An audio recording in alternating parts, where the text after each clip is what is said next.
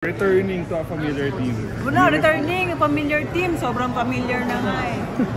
Pero happy, sobrang happy. So, ito yung tagal kong hinanap eh. So, nung umalis ako na wala, parang sabi ko may kulang. So, kailangan ko bumalik. Yung decision po ba para bumalik kayo? Para naging madali po ba sa inyo yun? No, you really wanted to go? Hindi naging madali kasi marami akong kailangan i-sacrifice. And even yung buong family ko nandun na. Ako, and then sa akin lang is, ayoko magkaroon ng regret na hindi ko tinuloy or hindi ko tinry.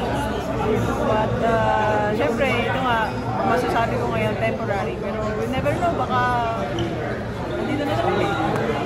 Gano'n po kayo ka-proud last season na umawag po Final Four, yung FEU almost in the finals. Yung potential po na yun. Malaki yung change from 85 to 86 thanks to Coach Knowles. Kasi absence ko na after 85, so talagang turnover. Ang sa akin lang is na-motivate ako this season 87 kung sa naging result outcome na ginawa ni Coach Knowles. So, we work hard, nag-collab kami ng mga programs and even dun sa mga thoughts na kung ano yung mga pwede pa namin improve na mga thoughts niya na kung nag-continue ka, parang tatanungin mo ano pa pwede natin gawin sa batang. So yun yung working harmony namin, ganda ng work ethics namin, yung respect namin, and also nagkaroon ng transparency din sa relationship namin. Yan din po yung ka-proud sa growth ng team din.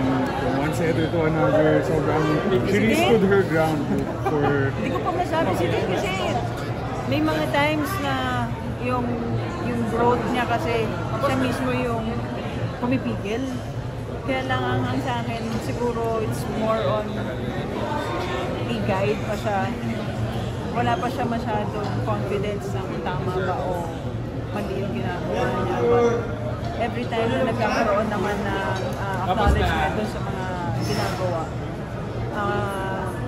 may mga times na appreciate niya yung thoughts, may mga times na hindi. So parang feeling ko, hindi pa rin talaga siya confident. But ngayon, sa ngayon ha, I'm talking about the last time. Yung sa ngayon, more ano na lang, maturity in behavior. Minsan madaling mainis. Mag-iwan naman yun eh. Yun ang kailangan niya i-manage from last season na naging captain ko siya. To this season na naging peer ko siya sa mga behavior. Last na siguro, ngayon po, almost intact pa rin po yung 86 to 87 team. Tingin niyo po, it can produce the same results na kaya pa rin sa Final Four. Ayun, sana, no? Same privilege and same lineup.